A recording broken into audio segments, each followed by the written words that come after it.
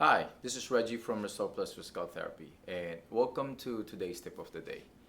I have patients who, when they come into the office and let's say for an evaluation, they tell me, look at my MRI, and you'll see, you'll know what's wrong. Or I've spoken to some patients who they tell me, I'm gonna wait to get my MRI done before I start physical therapy. So what I'm gonna say is, I don't really believe in MRI, or I don't wait for the MRI, or don't rely on the MRI to determine what's wrong with the patient, to determine what's causing their dysfunction or their pain. And let me tell you why. Because MRIs, there's a couple reasons why I don't really believe or rely on MRIs. One is because, well, after the scan, a person has to look at those scans, has to look at the results. And that person, it's possible that person can miss something, and then that can lead to something not showing the MRI. So that's one thing, right? And another reason is, let's say, for example, on the other end of that spectrum, the MRIs are very sensitive, but they are not very specific, meaning they are prone to creating false positives. Let's say, for example, you put a group of healthy people, make them undergo an MRI. Actually, I came across this article before.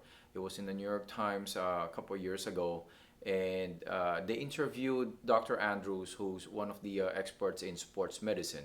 So he conducted his own study there.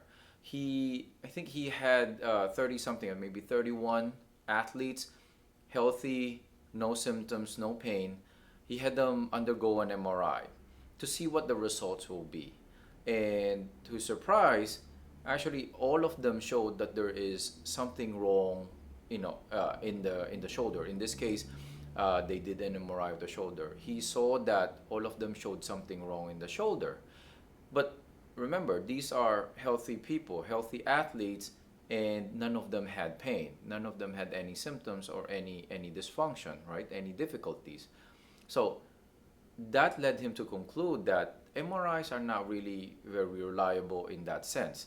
So in my case, what I would say there is, I rely on my clinical skills. I rely on my clinical findings. I rely on the history that I take with the patients, and correlate that to the clinical findings that I see when I do my exams, when I have them do the movements that they're having difficulty with, when I have them describe those movements, show me the movements, and describe patterns of the pain. And I rely on that more rather than MRIs to determine what's causing the patient's dysfunction, what's causing the patient's pain. Because I always believe that these imbalances, there are imbalances in the body that's causing people to have pain and to have problem moving. And these imbalances is the root cause of everything. And I look at the person as a whole. I look at the different parts of the body, how they relate to each other when the patient is moving. So these imbalances are what we call fault lines. And these fault lines leads to weakness, leads to stiffness, and eventually leads to pain and inflammation. And that's what's causing the patient to have difficulty moving, let's say difficulty walking, reaching up, all those things. So I make it a point to see what the internal imbalance is in the body and determine how do we correct those imbalances. That's how I formulate my plan. That's how I create my treatment plan. I address those imbalances. That's how I will address the pain and how I will improve the patient's function.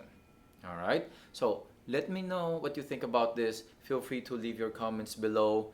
And if you like this video, share it with your family, friends, people you know. Subscribe to our YouTube channel, and you can like us on Facebook, follow us on Instagram, and I will see you next time on Get Active and Fit with Reggie. Bye.